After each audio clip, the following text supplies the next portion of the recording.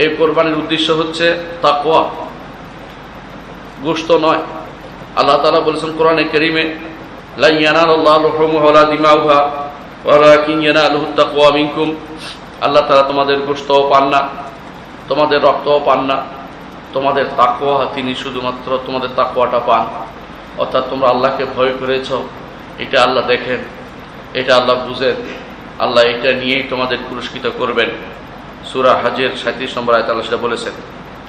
সত্যত যে কারণে আমরা এই সুন্নতটা পালন করি তা হচ্ছে সুন্নত ইব্রাহিম আলাইহিস সালাতু ওয়াস সালাম।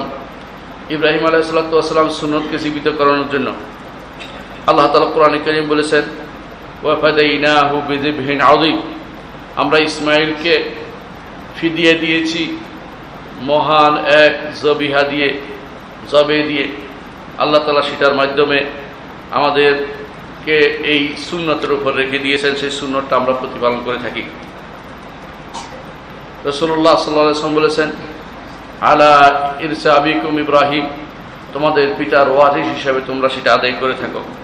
সূরা সাফফাতের 107 নম্বর আয়াতে আল্লাহ তাআলা বলেছেন, ওয়াফাদাইনাহু বিযিবহিন আযীম।